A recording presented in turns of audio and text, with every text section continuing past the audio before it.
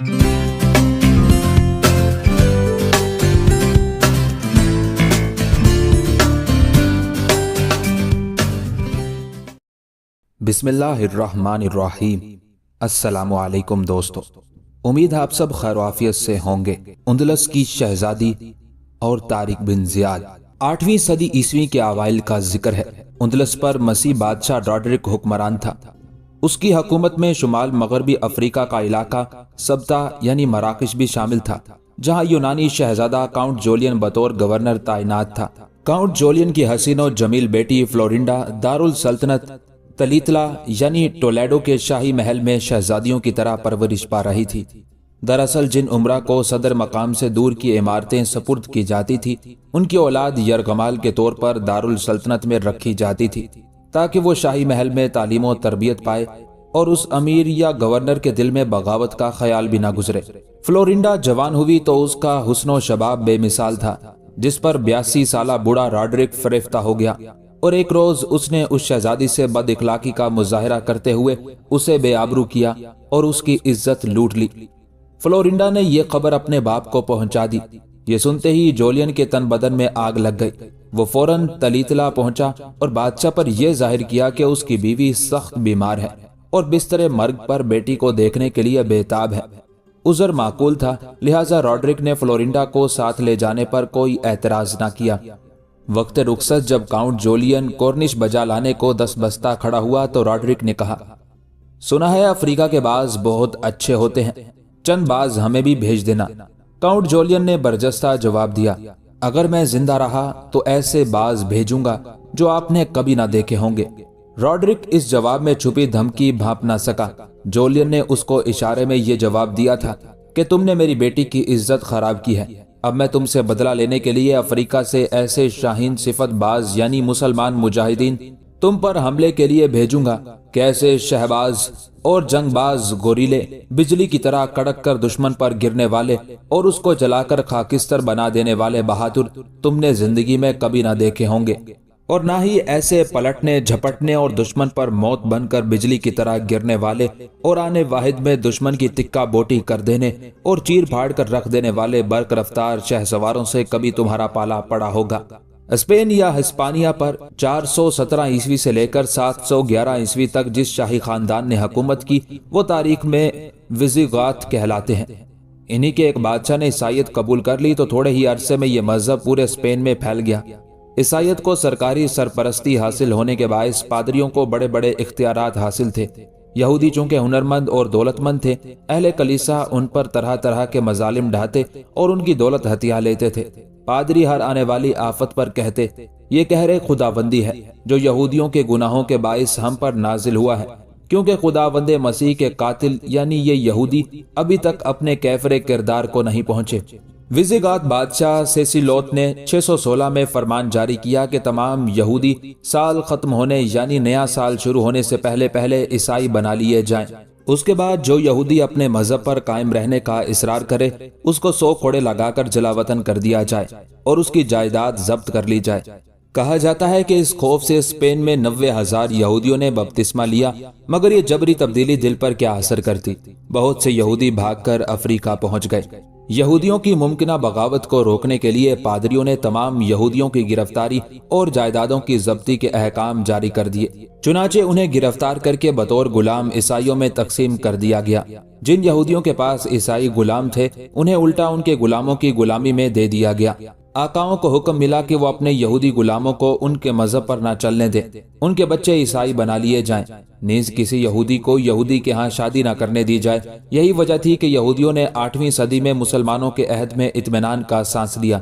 अब उन्हें मुकम्मल तौर पर मजहबी आजादी हासिल थी, बस जिजिये की मामूली सी रकम अदा करनी पड़ती थी। विजिगात का आखिरी ताजदार शाह विटीजा तबन गैर मुतासब था। उसने यहूदियों से नरमी बरती और जला वतन यहूदियों को अफ्रीका से वापस बुलाकर उनकी अमलाक वागुजार कर दी।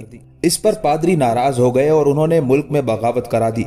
चुनाचे शाह वटीसा कत्ल कर दिया गया और बागी फौज का सिपह सालार रॉडरिक तख्त पर बराजमान हो गया। ये शख्स खानदानी तौर पर गात नहीं था, बल्कि इस्फहान के एक खानदान से ताल्लुक रखता था। ताहम जुल्म सितम के लिहाज से वो अपने पेशरुओं से कहीं आगे था।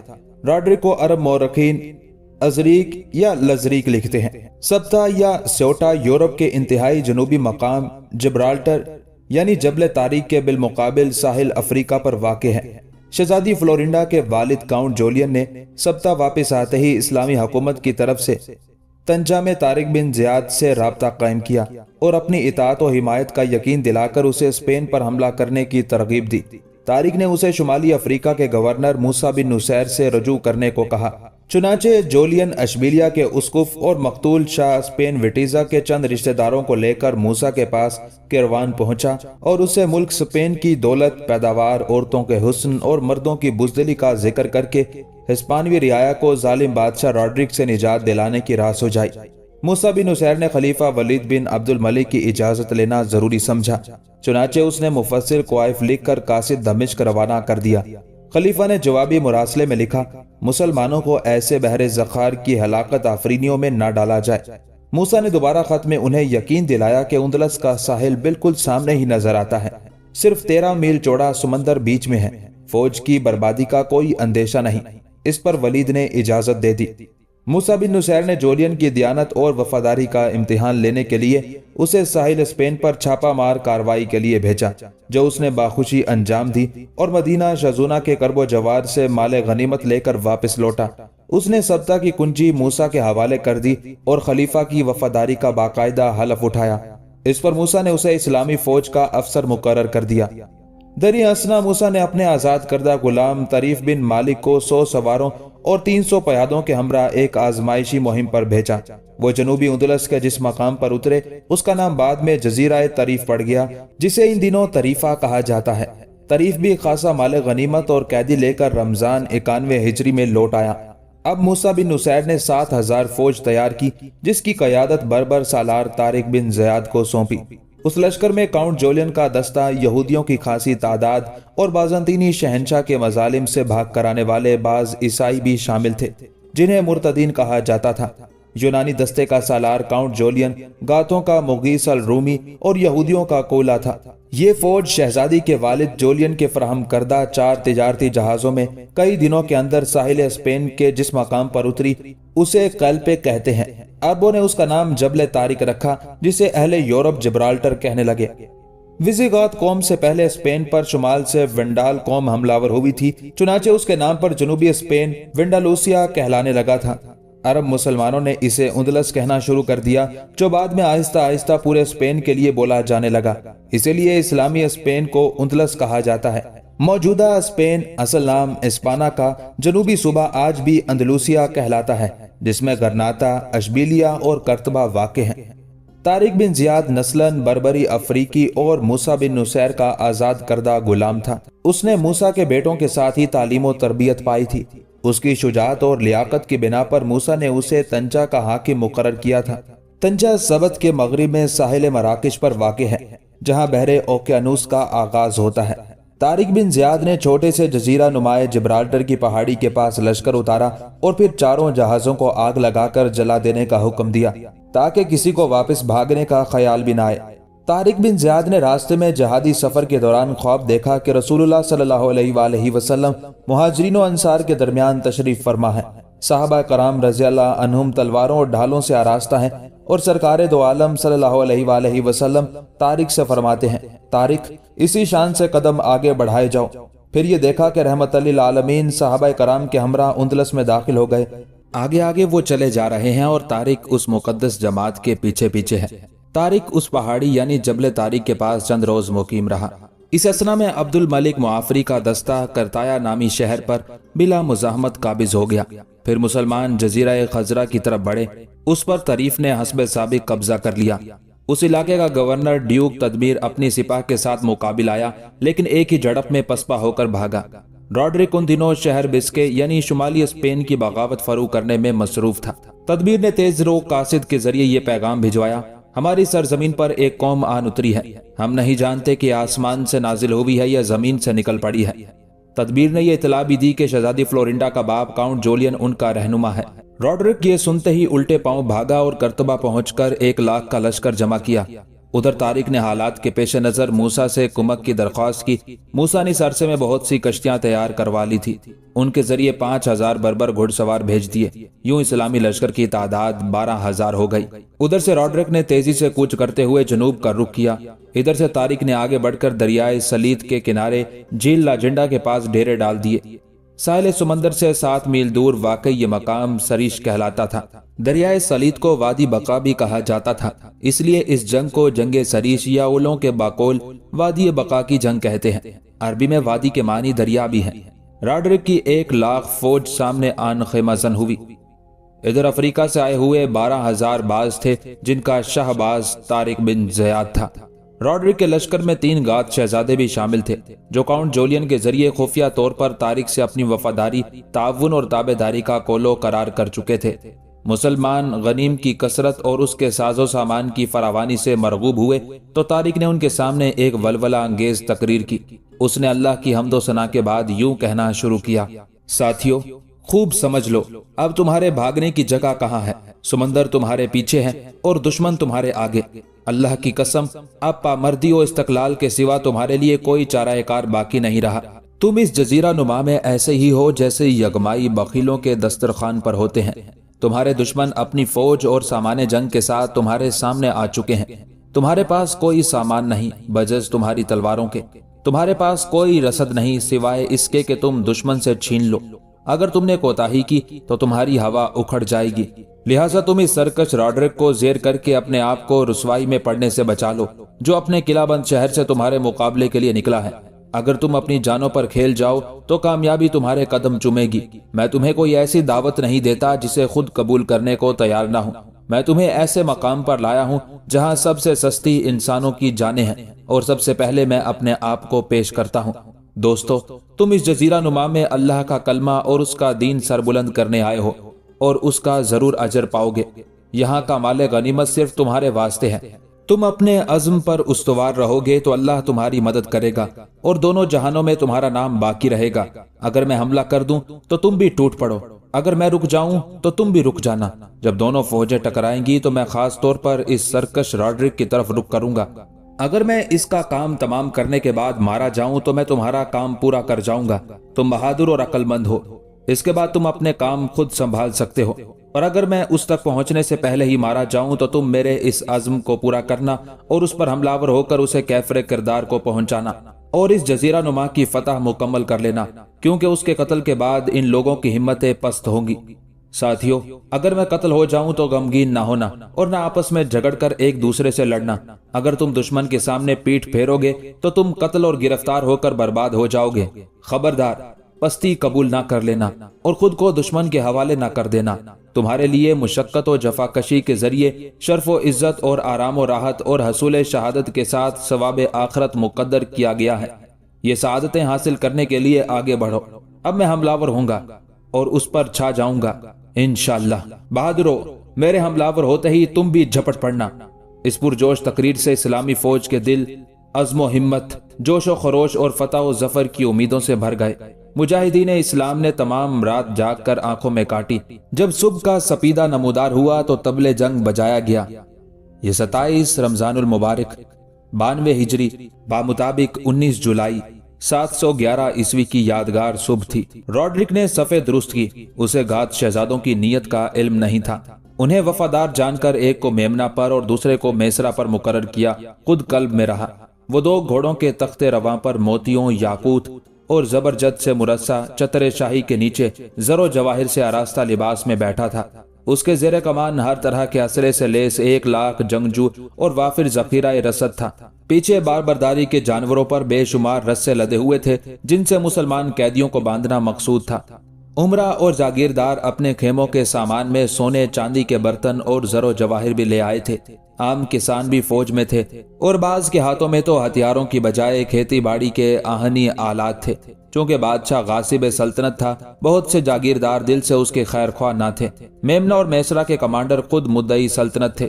دوسری طرف 12,000 پردیسی تھے جو نہ اعلیٰ اسلحے سے لیس تھے، نہ ان کے پاس سواری کے لیے زیادہ گھوڑے تھے۔ وہ زرے لگائے، سفید امامے باندھے، ہاتھوں میں عربی کمانے لیے، کمروں میں تلواریں لٹکائے اور بغلوں میں نیزے دبائے کھڑے تھے۔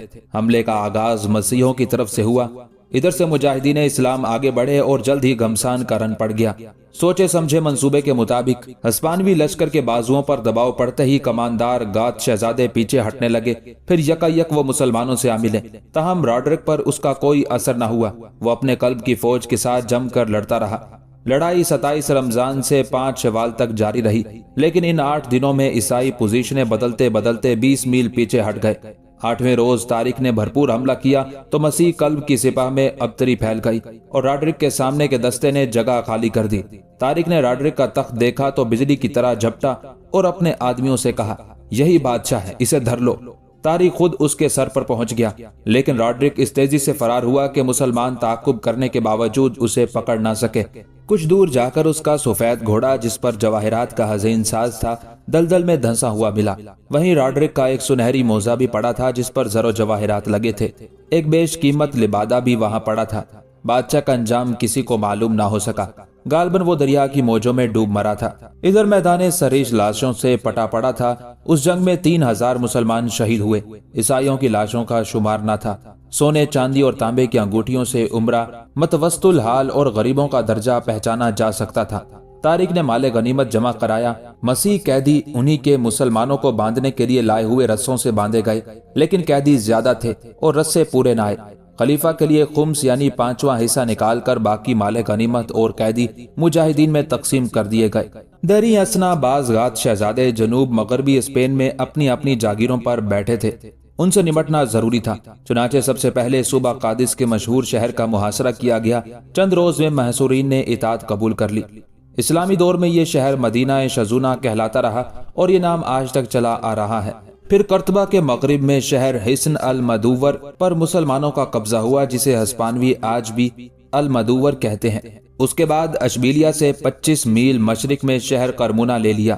پھر اشبیلیہ کا رخ کیا تو شہر والوں نے جزیہ ادا کرنا منظور کیا۔ مسلمان استجا پہنچے تو وہاں راڈرک کے مفرور فوجیوں سے ڈٹ کر مقابلہ کیا اور بہت سے مسلمان شہید کر دیے۔ طارق نے محاصرہ کیے رکھا۔ ایک روز ایک عیسائی دریا کے کنارے آ نکلا۔ طارق نے اسے دیکھ لیا۔ وہ دریا میں کود گیا تو طارق نے جست لگا کر اسے پانی ہی میں دبوچ لیا۔ پوچھ گچھ پر معلوم ہوا کہ وہی شہر کا والی ہے۔ اس نے جزیہ دینا منظور کر کے شہر کے دروازے کھلوا دیے۔ یہ مسیح والی عمر بھر اپنے وعدے کا پابند رہا۔ شہر میں پانی کی قلت تھی۔ طارق نے 4 میل دور دریا سے استجا تک نہر کھدوا کر پانی پہنچا دیا۔ یہ نہر عین الطارق کہلائی۔